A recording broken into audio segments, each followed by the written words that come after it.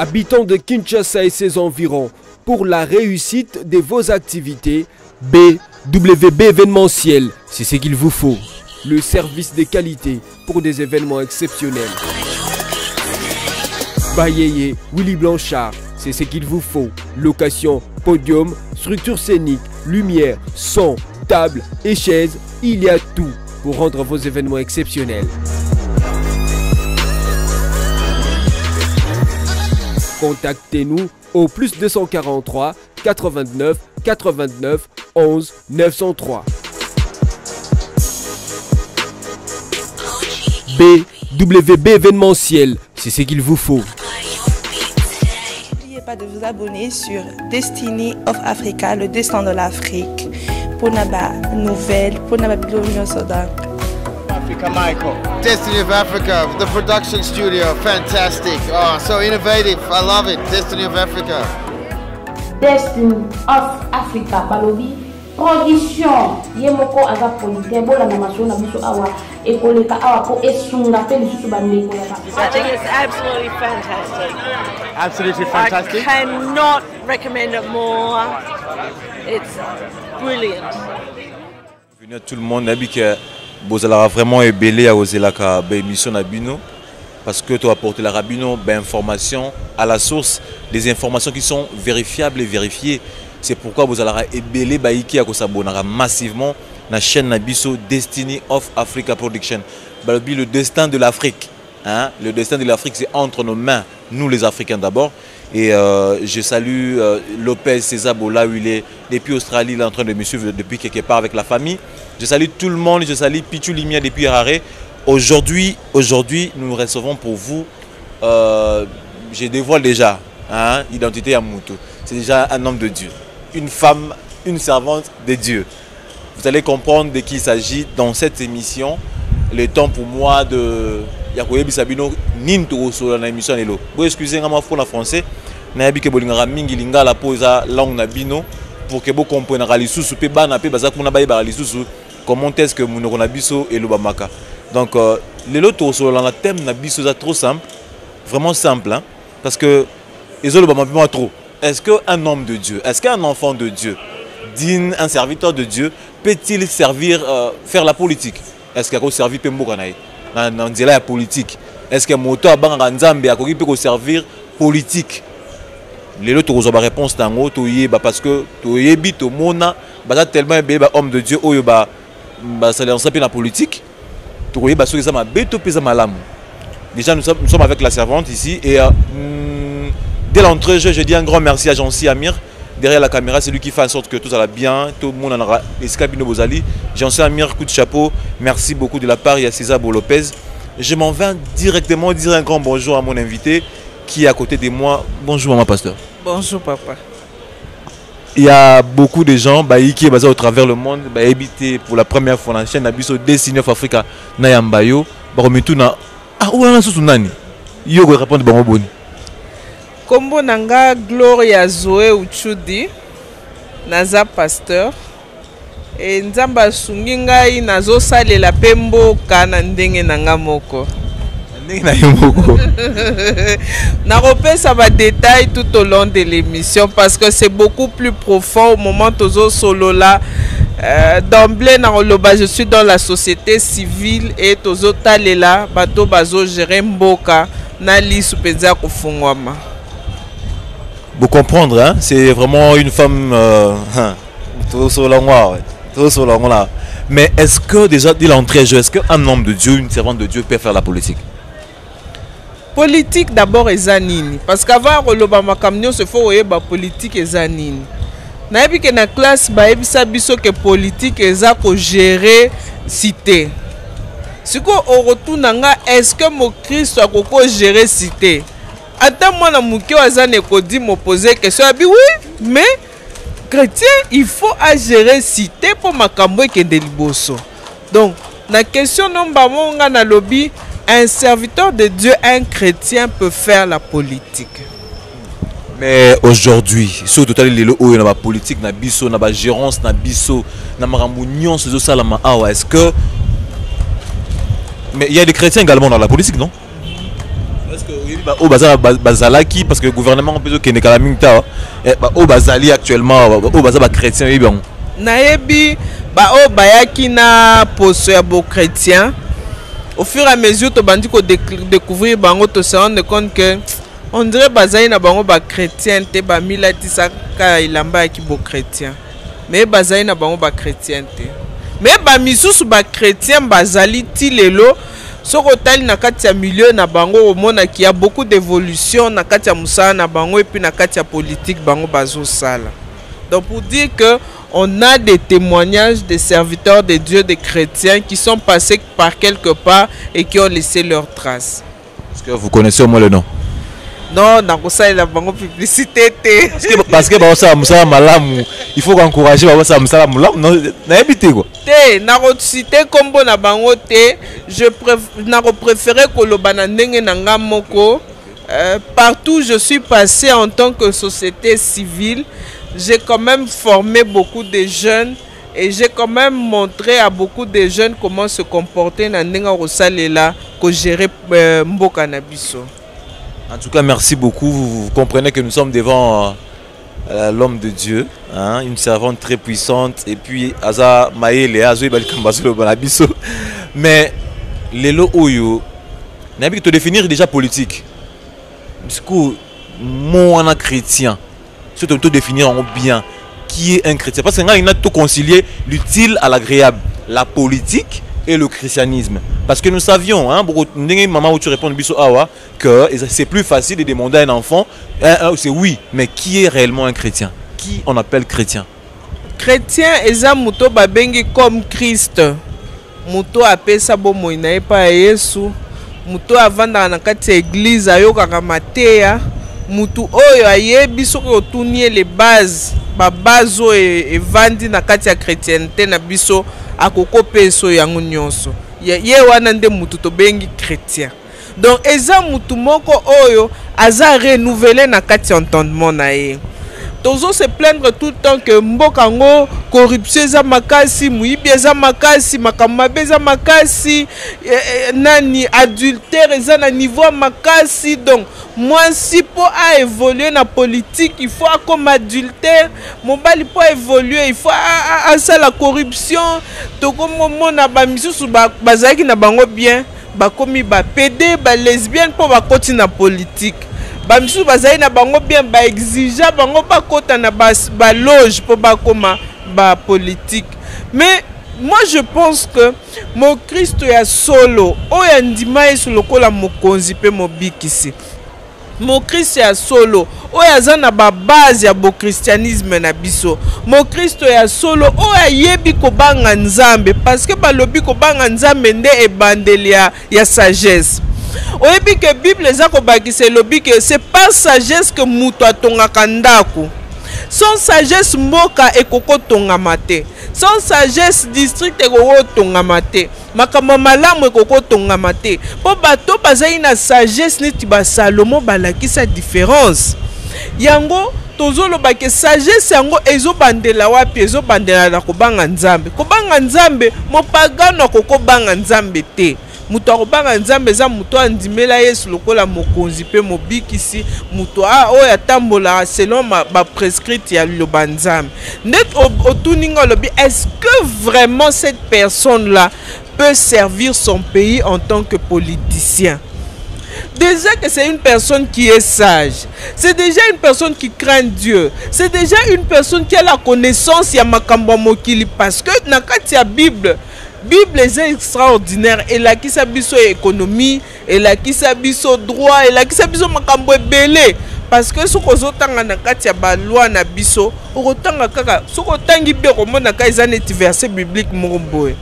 Donc Bible on est à base ya makambo belé. Quand quelqu'un a la connaissance de la parole de Dieu, cette personne directement elle est capable ya kokamba mboka et puis makambo kende liboso.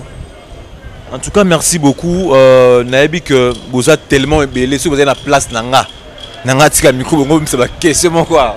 Pour la point on est trop mis. Mais est-ce que oui, nanga on l'a baboué parce que vous êtes tellement ébélé puis vous avez la pose à la réponse la n'est pas à maman pasteur.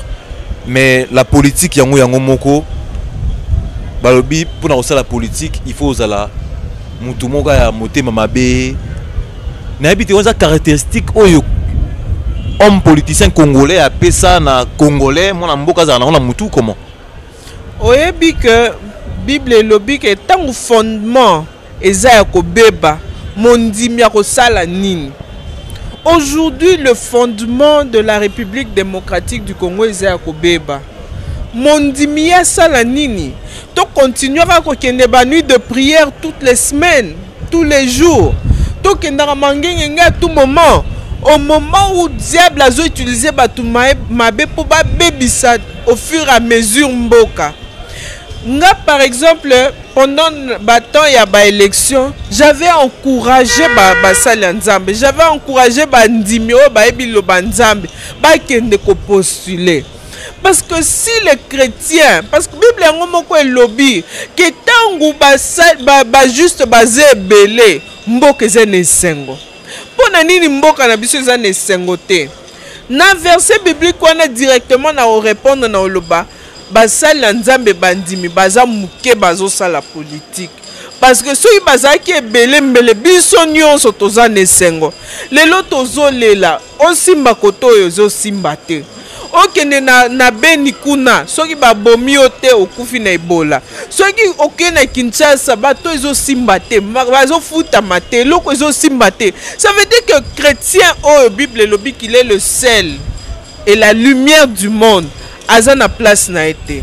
Parce que lumière Bible lobi qu'il est la lumière du monde, il n'est pas la lumière de l'église. Le chrétien est la lumière du monde. Baromona ba fruit na biso na kati ya ko gérer. Tant que tozo gérer nde batu ba otala biso babino no muto oyo aza vraiment chrétien, aza vraiment juste. Mboka ezobeba parce que ba juste baza muke. Mboka ezobeba parce que ba juste bazo influencer milieu politique te. Ba juste bazo influencer milieu économique te. Ba juste ba yekoli kaka kotanga Bible na kovanda na ndako. Ba o mususu babimisa mutu bazai makasi te bazalaki la terre solide te ou la terre féconde te oyo andimaki mbuma loba nzambe vanda na kati na ete le peu oyo babimisa mitu ezaika batu moko babi bon on va aller faire la politique. Moi j'encourage les hommes de Dieu. Je suis heureuse quand j'ai appris un pasteur qui est président de l'Assemblée provinciale à Kinshasa, au Tuninga, par exemple. Voilà, naïe pour répondre quand même l'exemple moko. Azam Moutoumoko, il tape sur la table quand ça ne va pas. Azam Moutoumoko au point où un moko babanda ko lukisa ko tupona osale mabe tellement que il ne disait que la vérité et toujours semble à tout moment que pasteur wana atikalaka na kati ya vérité pour dire que si les vrais serviteurs de Dieu, si les vrais enfants de Dieu prenaient le bâton de commandement dans ce pays, les choses vont aller de l'avant. Je suis vraiment sûr que les choses vont aller de l'avant parce que Dieu est skanzamba zalaka des ordres zalaka, ordre zalaka et puis bénédiction zalaka en abondance car l'abondance de bien ne nuit jamais. Boyebi bien na pesi mbote be na dada makwe depuis Australie molongo ni a destiné of Africa na pesi mbote belé Kajulu Samba également pesi mbote belé mais sikoyo muta bato zaki ne chrétien lokola oyo ngai j'ai oublié mon pasteur celui de l'Assemblée provinciale hein, j'ai oublié son nom mais je salue le pasteur Mpouy. Voilà pasteur Mpouy Godin Mpouy venanga bandal na pesi mbote fi pichu lumière na pesi mbote depuis Harare Zimbabwe hein. Azali na ye un homme de Dieu puissant ou soit qui craint Dieu qui est sincère mais une fois côté la milieu à balou perdu te ba oh il y a solo pasteur Godé, je le connais, je le suis, je l'entends. Naoko melele mbondo te mais je orgueil et koti c'est moi parce que ce que tu lobby azaki déjà na batunae ce que tu lobby en tant que chrétien azaki déjà na nini moi moi fierté nae parce que c'est un pasteur reconnu, il a son église reconnue, à ça là bas plein nae tout ça, donc pour dire que quel orgueil encore au Kozoaé. Au contraire, moi je pense que tant que déjà l'icolo à côté de ça politique, ça n'est ami qui sindam. Mais je pense que Pasteur Godé va montrer la différence. Et nous prions que beaucoup d'autres serviteurs de Dieu, soit total nakatia Bible, nakatia Israël, aux exemples nabiso. Au moins à chaque fois qu'un méchant azo kambamboka, bah liwa ezali ba malade ezama kamabe. Mais quand vous voyez un homme de Dieu, muto azo banganzambe. Et puis ebandaka na ba verset biblique wana ya roi au monaka ou bien chronique ba comique que tel est devenu roi à tel âge, il craignait Dieu. Et puis babandi ko lakisa ba fruit nae abanda ko craignait na ngonzam. Ou bien balobi que tel était, il ne craignait pas Dieu comme son père ou comme son grand-père. Alors mabe komaki na mboka. Pour dire que un homme qui ne craint pas Dieu, c'est la destinée détruite de toute une nation. Tomoni mboka na biso faso ekendaki biso toyeko bota mabaye biso babike o bakonzi na biso ya mboka basi bateka ki mboka na biso pa ya Satan ba misusu ba lobango tina télévision s'il faut que je vende cette nation au diable je le ferai donc ba sala yango bateka destiné ya mboka mobimba pour to racheter mboka oyo il faut tozala bato bakokota partout où on a rendu ce pays et pas à diable. Ce qu'il faut, chrétien, comme président de la République, comme président, pour mboka ils allaient racheter, plutôt vivre second Zambé à Pesabissona. Mais président de la République, fonctionner comme la il a dédié la nation entre les mains de l'Éternel. Oui, vraiment, Moukoloana, j'avais. Chrétien également. J'avais naébité si les chrétiens. Ce jour-là, je me rappelle Nzembo ya papa Alain Moloto. Je me t'ai dit, papa Alain Alobaki, mboko po ebonga ifona kata suki. Na biso na okata suki, kaka tang mboko ebonga. Je me suis dit si papa Alain était là, peut-être ce jour-là linga kata suki. Parce qu'à tout moment, bandai koyemba na Eden nae, il disait toujours Nzambe tozo zongi sa mboka na maboko na yo.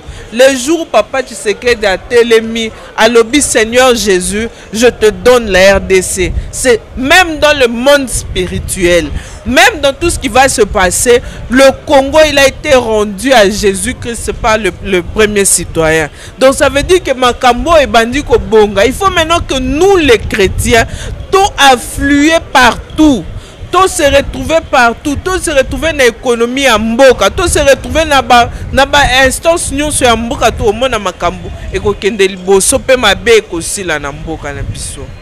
En tout cas, merci beaucoup, merci à tout le monde. Nabi que vous avez belé tellement belé vous avez la biso Destiny of Africa Production. Abonnez-vous massivement. C'est le destin de l'Afrique en français, en anglais Destiny of Africa. Abonnez-vous massivement à la chaîne Abino parce que vous n'allez jamais déçu. Lopez César Bonapé sur Mbotebele. Mais les chrétiens apparemment sont naébité tout le banet indéni. Tout ça malili ou bien tout le banet indéni. Parce que moi je me pose la question de savoir si c'est le monde. Est-ce que d'abord nous sommes conscients que Mboka Oyo et Sengi na biso to kambango elongo na Nzambe. En tout cas na banze mo allez mon auto je m'abuse. En tout cas, la chanson là, ça me rappelle beaucoup de choses. Et je me dis, si c'est mon si avait deux personnes, comme Papa Alain, ou trois, ou quatre, je pense que on pouvait, et que le chrétien, et que nous chrétiens que nous sommes, on pouvait influencer le monde, surtout le Congo. Mais qu'est-ce que nous devons faire, nous chrétiens? Avant de répondre à la question, un mot sur Destination Africa. Nous sommes au moment où l'Africain doit se dire que trop c'est trop. Ils ont bamindele bayaka pona ko la kisabiso lobanzambe. Et on avait qui étaient des bons cœurs, bayaki ko bisabiso vérité lobanzambe.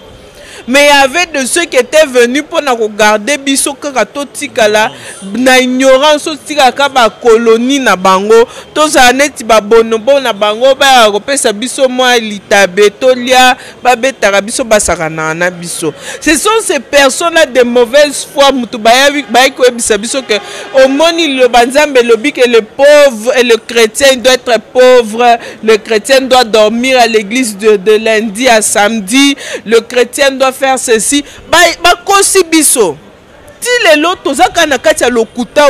C'est comme ça que l'Afrique, au lieu de tomber, ils ont sombré caca.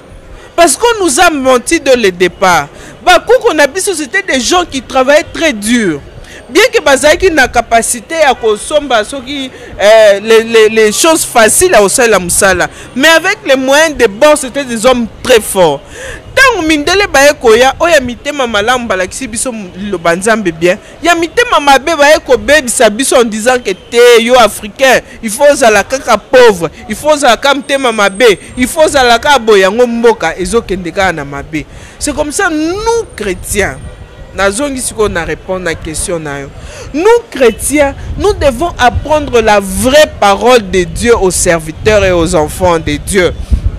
Pour dire aux chrétiens qu'il faut prier et aller travailler. Il faut prier et aller à l'université. Il faut prier et se rechercher. Il ne faut pas rester du matin. Moi, je déconseille. Ce n'est pas normal qu'un chrétien aille prier de lundi à dimanche. Ce n'est pas normal.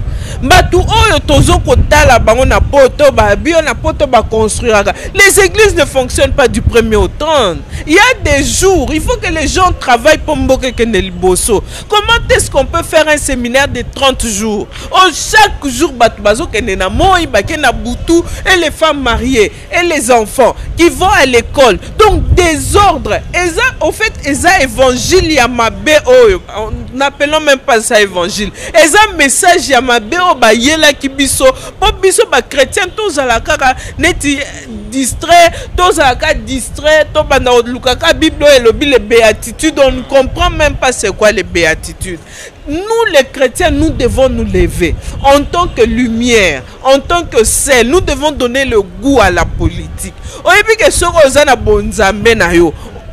OK, ça la paix politique yeba ke makamne obunga makasi. Moi, j'ai pu vivre ça dans la société civile. Chaque fois que je fais mes actions en tant que société civile, les gens, ils aiment. Les gens, ils apprécient. Il y en a même qui m'appellent idole. Tu es mon idole. Je dis non, non, je ne peux pas être idole de quelqu'un.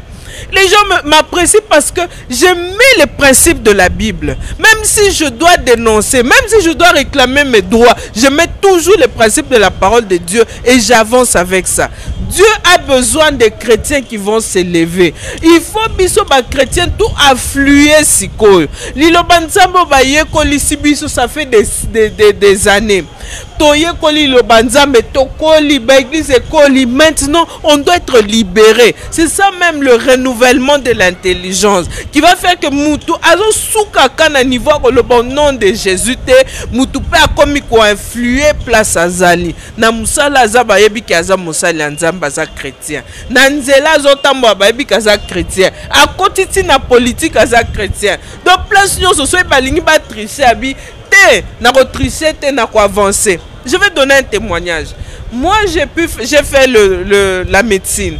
À un certain moment, je me suis dit, bon, je dois faire le droit. Mais il faut vraiment la salle la droit pour na comprendre ma kambangwa mi beko bien pour les autres blengai.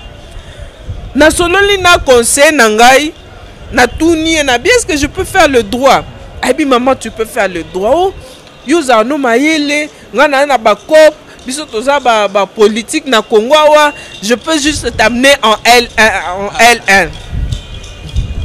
Moi, je m'amène en L1 pour faire quoi? Ah oui. Au Kenneka, on bandit L1. Donc, 3 premières années, on a oniati au sotango. C'est comme ça que Bambo Kango ezotambola.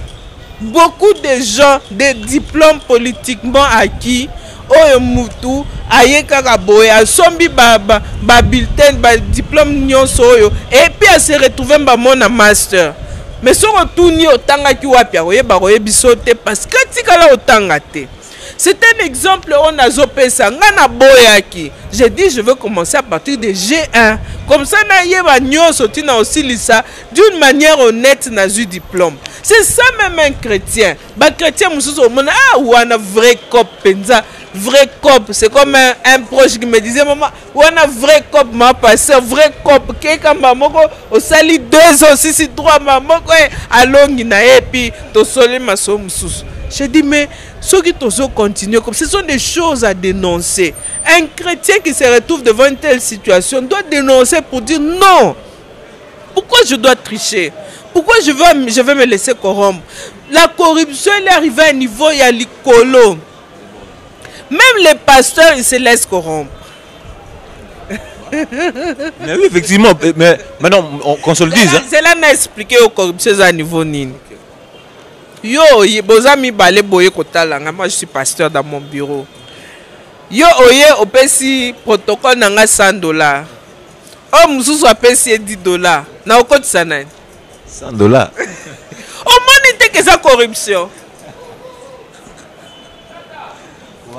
O moni te que wana corruption et kotiti une église. C'est comme ça que le vrai chrétien doit se lever. Le vrai chrétien. Tozo vivre même les corruptions. Moi, ma kambozaki na mboka mike et comme une église. Tu vas voir une femme à la tine ma putane nzuluki protocole à boy ko pese place. Hôtel misae. Mais une jeune femme mal habillée parce qu'elle a ti ba bijou nzoto mobimba ba memi eti liboso ba vandisi pembenya ba pasteur parce que batali balobi oyo mbongo ekoya. C'est ça la corruption morale. Donc il faut chrétien à évoluer. C'est comme ça il faut qu'on soit séparé il faut séparer le vrai du faux. Il faut que le faux ana avandanan le vrai atelema asale la mboka nae. En tout cas merci beaucoup hein. Nabi que bozolanda biso malembe mais ba numéro na biso za na serre au sepeli au bengi au sepeli pété au bengi biso waka. Nzamba ozalokumu. Mais est-ce que pour que tout comme appelle dans makambo yo chrétien pas à peu réveiller parce que apparemment c'est comme si la médiocrité ça c'est pas chrétien. C'est comme si chrétien ne peut pas avoir de gros diplômes chrétien c'est lui amen c'est prier monter manquer descendre mais c'est mon si l'opportunité peut s'améliorer il est comme pasteur moins influent bon politique va voter mais en réalité c'est un homme de Dieu mais en réalité en bagage qu'est-ce qu'il va aller donner? Rien du tout. Mais est-ce que Ezalama B, il y a quelque qui s'appelle moi domaine je sais pas les leçons civiques qu'un homme de Dieu na cher naie azopé s'appelle comment dirais-je moi occasion na bandimi puis ça s'appelle politique batanga pe boy est-ce que ils sont na sepeli mikolo parmi les églises on a lingaka na kati ya jeunesse babakisi civisme muke. Il y a des pasteurs maintenant qui font des séminaires. Ils parlent de la politique, ils parlent du leadership, ils parlent de tous ces domaines où ils sont très importants pour la vie à Mouto. Donc ça veut dire que nous sommes en train d'évoluer. J'ai eu à apprendre avec les anglophones. Oui, puis pour les anglophones, l'église anglophone a avancé manque les kabiso ba francophone. C'est que biso ba francophone toza na lourdeur mongoboé. Anglophone azo formé mutu selon capacité nae. La Bible est en train de parler des dons. Alobi ke nzamba pesi ba don et pas ya bato, pesi oyo don de parler, pesi oyo don ya boé. Il y a un endroit où on parle don de gouverner. C'est un don que Dieu donne à quelqu'un, le don de gouverner. Un bon pasteur a détecté le don de gouverner na katia batunae. A comprendre que mon dimi azana don à gouverner. Il faut na benda et na pesa e ba ABC à gouverner. Et mutuana a évolué mbango mona il est à l'église, c'est un serviteur de Dieu mais il gouverne. Maintenant, le désordre, il arrive à quel niveau? Nalingina appelle sa deuxième réponse par rapport à ce qu'un chrétien peut faire la politique. Il y a des pasteurs qui ont été appelés à mi-temps il y a des pasteurs qui ont été appelés à plein temps. Donc, celui qui a été appelé à plein temps, il ne peut pas faire la politique. Parce que lui, du matin au soir, de lundi à samedi, il a été appelé au ministère. Mais celui qui a été appelé à mi-temps, il peut être gouverneur, il peut être président de la République, il peut être tout. Ça, c'est parmi les pasteurs ou ceux qui sont au ministère. Donc, le pasteur Nyonso Aza appelé à faire la politique. Donc, tout pasteur n'a pas été appelé à faire la politique parce que tout le monde n'a pas la capacité de gouverner. Il y a aucun babat. Et ça, le pasteur Moussouye a la capacité à roter à l'Ilobanaye et sous quel est Pekawana. Et ça, le Moussouye a la capacité à roter à l'Ilobanzambe, mais il a la capacité à roter à Ngoubanakouin. Moussouye a théaka, mais à ça, la banque. To azala gouverneur, to azala bourgmestre, mais aza pasteur dans cette église, il a été appelé à mi-temps. Pour connaître la différence, il faut prier, il faut demander à Dieu, Seigneur, est-ce que tu me dis de te servir à mi-temps ou à plein temps? Basa l'enzambe lelo, je ne sais pas s'il faut que j'en parle. Basa l'enzambe lelo, bakomi bagoigoi parce qu'ils n'ont pas ils ne prennent pas le temps de prier pour que Dieu leur dise est-ce que j'ai été appelé à mi-temps ou à plein temps. Au Roman, même dans les pays anglophones, un pasteur qui a été appelé à Sambela et Bisinzamba Lobi, merci au Benginga à plein temps, mais il a sa petite affaire à Tayamouké. Après que nous les chrétiens, nous devons faire la politique. Mais il faut tous avoir base ya kosala la politique en haut. Il faut tous avoir modèle na biso na kati ya Bible. Il faut tous avoir modèle na biso et pas ba chrétien oyo ba konzape parce qu'il y en a beaucoup. Il y en a beaucoup qui ont fait et qui ont travaillé en tant que chrétiens dans la politique et ils ont changé leur monde. Il faut vraiment que nous travaillions dur. Il faut tous aller sérieux. Parce que vraiment, il faut tous aller sérieux. Le temps, il y a que sakana eza susute. To komi tango ya oya kozala sérieux na lobanzambe nzambe pa ko pambola. En tout cas, merci beaucoup, pasteur Zoé Ochudi. Nous sommes arrivés pratiquement à la fin de notre émission parce que nous sommes courus par rapport au temps. Mais narolinga avant peut-être que tout kabwana yo sukoza likambo ya suka ya koyebisa na bandeko nyonso baza kotala yo ba ope balingi bazwa yo soki poza na mboto kopesa pa mutu rapidement 2 personnes et au sala biso bien na yebisi ba chrétien nyonso à Kinshasa ya RDC Congo na biso ezana besoin na biso ce pays soki tosala le côté tokotika la kana pasi. Il faut que nous chrétiens tokende to affluer na kati ya politique, to affluer na kati ya économie, to affluer na kati ya musala, to luka misala, to tika okenda na ba église de lundi à samedi, ce n'est pas normal. Il faut vraiment qu'on se donne, qu'on cherche. Oya ebi ko sa musala ta okangasuki, akangasuki avec sérieux. Oya ebi ko zalata cordonnier, asala musala ne avec sérieux. Yango nzamba ko bossa na ko pambola bisote. La Bible dit que la bénédiction est sur la tête du juste. Il faut que les justes oya zana bénédiction likolo mutunae akende kosala politique pour politique pesa la béni parce que oya zana mafuta ya nzambe nyonso akosala ozala influencé par mafuta wana pe récompense ya mafuta kozala likolo na. Je prie pour la RDC que Dieu du ciel, le Seigneur des seigneurs, le Dieu des esprits puisse régner au-dessus de ce pays et que tous les fils congolais, partout ils se retrouvent, qui sentent que c'est le temps de servir la nation afin qu'elle se relève. Que nous les chrétiens congolais, que nous soyons réellement le ciel de la terre, que nous soyons la lumière du monde et que les hommes et que les femmes constatent que nous sommes réellement des serviteurs de Dieu. Napesi mbote na Zoé Mobimba, le ministère Zoé, napesi mbote na mobile nanga na famille nanga Mobimba. Que Dieu soit béni. Napesi merci na Destiny of Africa. Bon, continuez Moussala Nabino Makasi. Parce que quand vous parlez de l'Afrique, il faut continuer, il faut booster afin que les choses vraiment en Afrique changent. Que Dieu vous bénisse abondamment. Merci pour vos talakingai, petites personnes. Pasteur Zoé Yokaka. Merci beaucoup, Nzambe. Apambola lisusu, abakisa lisusu, afongola lisusu. Na kombo na Yesu. En tout cas, amen, je reçois. Merci beaucoup. Je salue le propriétaire déjà de la chaîne Oyo, Lopez César Bonapi Sombo Teming et Skozali.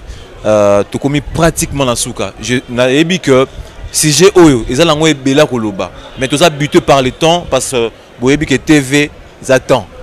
Mais ce n'est qu'une partie remise. Tu continuer en haut, tu continuer en haut. Je pense que tout dans la tranche mort awa na Destiny of Africa. Oyo et que ça uniquement bon au monde pasteur Zoé à tout moment hein on nous a bino pour édifier Rabino et la Bible et le civisme. Comment est-ce que quelqu'un avec aux responsabilité ya mboka na ye ya ko dénoncer quand ça va pas. Donc tous ensemble na bino tous continuer ensemble na bino na pesibino un grand merci de là où vous nous suivez. Na pesimbote mingi na Jacob Ilunga Mosali mokonzi mpota mon ami de tout le temps Jacob Ilunga na pesombote J5 le mystérieux je te salue. Je salue également mon ami de tout le temps Billy Boukassa et Nabi ke boze belé nako tanga bakombo la bino sauter awa et vous abiso temps belé mettre comme na suka ndenge to lobaka ngai na ndeko na nga Jean-C Amir derrière la caméra ceux qui na nzambe azongité c'est que mbalasima to kokuta na bino. Merci beaucoup. N'oubliez pas de vous abonner sur Destiny of Africa, le destin de l'Afrique, pour nos nouvelles, pour nos bibliothèques.